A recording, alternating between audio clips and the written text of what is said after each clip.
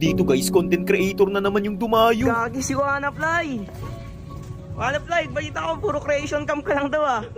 Ngayon ko papatunayan sa'yo na hindi ako creation camp. Ayun. Guys, dinayo ako dito ni Wanafly. Papatunayan daw niya na hindi siya puro creation camp. Hindi maganda ang panahon nung naglaban kami guys, kaya kung mapapansin nyo sa dalawang kilid namin may tagapayong. Sa unang sabayan, nagtatatakbo na siya na tila ba humihingi ng tulong. Hindi ko siya tinantanan kakahabol, kailangan ma-first blood ko siya. Yun kasi ang pinakamahalaga. Napansin niya yatang nakabuntot ako sa kanya, kaya napaghandaan niya ng maigi. Nang susurupresahin ko na siya, yun pala ang aking pagkakamali. Ay! Ay! Patay si Chick. Patay! Hindi ko yun hinayaang maulit pa. Nang muli ko siyang makita, ibinuhos ko lahat ng aking makakaya. Siguro nainis siya kaya ganito lang yung naging reaction niya. Sobrang hirap kalaban ng Mia kaya early pa lang talagang inaagad ko na. Bawat paghaharap namin inilalabas ko ang aking buong puwersa. Huli ka. Pwede to guys. Sunod-sunod ko na siyang napitas dyan. Napakalambot niya kasi, palag ng palag kahit alam niyang lugi. Halos hindi niya na kinakaya ang lahat ng kirot at hapdi. Basta nahagip ko siya ng aking mata, sinisibat ko na lang ng bigla. Dito lagi oh. Bali guys, yung laban nga pala na to ay ginawa kong best of 3. Ganyan kasi ako pag may dumadayong content creator. Ayoko naman kasi yung porky nanalo na ako, hindi ko na sila bibigyan ng pabor. Heto nga pala yung huling digmaan namin bago ko siya matalo sa game 1. Wala pa, wala pa. Patay na oh. Patay. Wala na. Comment ko na lang yung ID number ko. Sige. Game 1 guys. Nalo kay Wanafly game 1 guys. Okay, game 2 na. May game to pa? Bakit? Bakit meron? Nagtataka yung mga nanonood kung bakit may game 2 pa. Kasi ang pagkakakilala nila sa akin kapag nanalo na ako ng isa, tapos na. Nagkamali yata ako ng nakalaban kasi sobrang laki ng balik sa akin at kanya akong nabawian. Masyado yata akong nakampante nung pagkapanalo ko nung una. Kaya ngayong game 2, halos hindi niya na ako pa-scorein kahit na isa. Tingnan nyo guys, ganyan kalala yung Mia kapag naka-item na. Sasaglitin lang ako. Grabe yun. Kampa na naman. Nakascore naman ako dyan guys kahit papaano. 1-5 yung score namin. Tapos nabigla pa ako dito, biglang lumitaw. Ay! Ay! Ay! Grabe, nagulat ako pre. Talo na. At ayun na nga guys, talo ako nung second game at nung pangatlong game matatalo niya na naman ako dito. Sayang nga napakaganda pa naman ng pagka-early ko dito kasi nga mape-first blood ko siya dyan. Ang malaking pagkakamali ko lang, inaasim ko na siya. Masyado na naman kasi ako nakampante. Imbis na lamang na ako, nabaliktad pa ang laban at bigla akong nalugi. Simula nun guys, nawala na ako sa ralo at natanggap ko ng matatalo na ako dito. Puro error na rin kasi ang lahat ng mga nagawa ko. Grabe, hindi ako. Lakas ni Wanafly guys. Hindi siya creation camp. Legit. At ayun na nga guys, ito na siguro yung kauna-unahan kong talo sa marksman to marksman. Napakalakas din kasi ng ulan dyan, nababasa na yung mga cellphone namin. Pero at least 'di ba, rain or shine, ang laban namin tuloy pa rin. Siguro hihingi na lang ulit ako ng rematch sa kanya at pupunta na lang ako dun sa bahay nila. Lakas, lakas. Hindi pa tapos yan oh.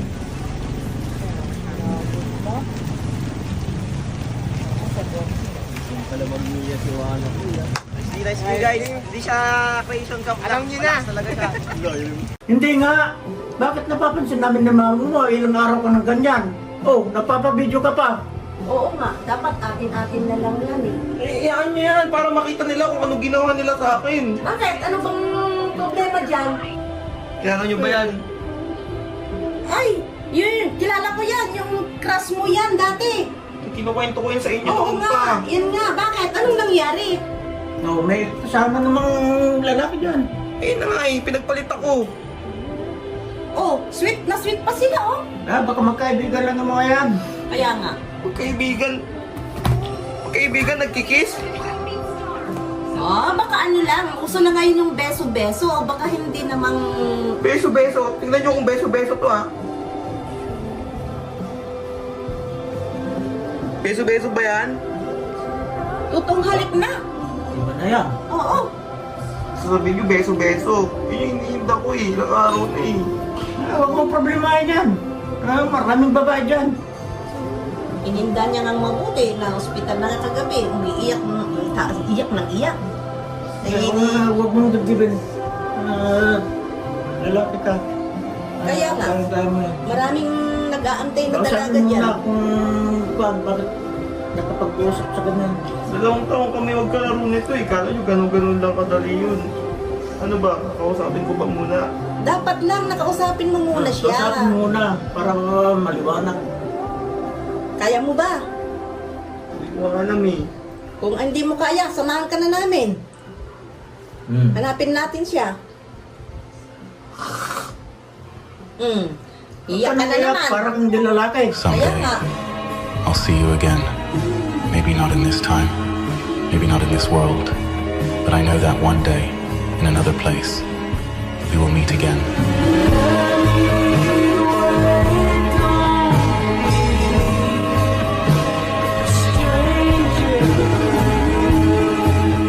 Dito guys, hindi ko agad namukaan kung sino tong mga to. Tapos nagulat ako sa sinabi nito. Gagi si ano ba yan, boy? Boss, si Kerax ba yan? Si Raichu? Raichu boy, Raichu. Raichu? Oh, shoutout sa Xerox dyan. Tapos ito si Renny Jade. Oh, si Renny Jade yan. Sino lalaban sa inyo? Si Raichu. Ako boy, ako. Ikaw lalaban? Putik na yan. Ba't hindi si ano? Si Raichu. Pahinga muna ako ngayon, pre. Nasagasaan pa ako ng e-bike eh. Bobo Ah. tumayin natin eh. Ah? Oh, malakas ako, pre. Dumudurog talaga ako eh. Oh, Malakas game. yan, malakas. Tara. Guys, kalaban to ngayon, Renny Jade, content creator. Galing pa ng Quezon Province. Body mo yung post, pagkutalo ko sa... Di ako ganun. Ano, start na. Beatrix ang ginamit niya kaya hindi ako masyadong nahirapan nung una. Sa katunayan nga niyan na first blood ko pa siya. Alam kong binabasa niya pa lang yung galawan ko kaya hindi ako pwedeng magpakampante hanggang dulo. Bawat bitaw niya ng rockets naiiwasan ko. Kaso nga lang sa sabayan namin na to parehas kaming naglaho. Medyo napapangiti na siya sa part na to. Ang iniisip niya magiging patas na ang laro. Subalit magugulat siya ngayon sa susunod na hakbang ko. Nagpanggap kasi ako ditong natatakot para ako'y habulin niya. Gustong-gustong lumapit habang ako lumalayo sa pagkaipit. Umatras na siya sa part na yan guys kasi alam niya sigurong bumabelo na ako. Sa muli naming pagtatagpo pinaramdam ko sa kanya ang pagiging kabado. Hindi ko sana siya papasukin pero bigla akong naisip ano kaya kung siya ay aking pakabahin. Tinulak ko lang at hindi ko ginawang pitasin. Sapat nang malaman niya na anytime pwede ko siyang lusubin. Sa pagkakataong ito hindi ko siya makita sa mapa kaya alam kong nandyan lang siya. Buti na natili akong agresibo at laging nakahanda. Malas niya lang kasi tinamaan pa siya ng aking sibat at doon ko na siya pinagrarat-rat. Habang nagkikiril ako ng minions niya, naisipan ko siyang isurpresa. Alam niyo kung ano yun ay ang pasukin siya sa loob ng base niya. Imbis na siya ay nalungkot, labis niya pa yung ikinatuwa. Subalit biglang tumigil ang aking mundo nang mamihasa na ako. Pumasok kasi ako sa part na to kahit hindi sigurado. Kita nyo naman nakawin siya lang. Kibigan pa. Kinabahan ako sa sinabi niyang yun kaya nagdoble ingat ako. Akin siyang inultihan at saktong-sakto ang pagtama. Yun nga lang nag-win siya lang agad kaya napatras ako bigla. Yun na yung huling beses na magpapapitas ako sa kanya. Parehas na kaming nakawinkalan, ewan ko na lang kung siya pa ay uubra.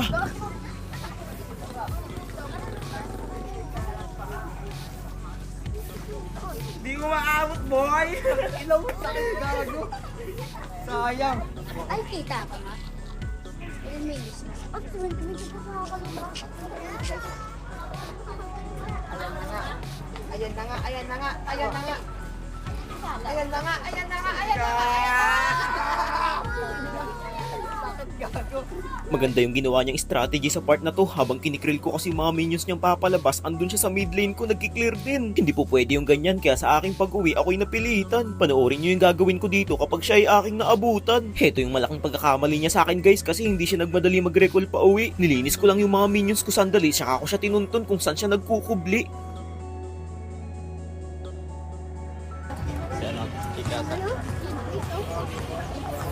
Ay, gago.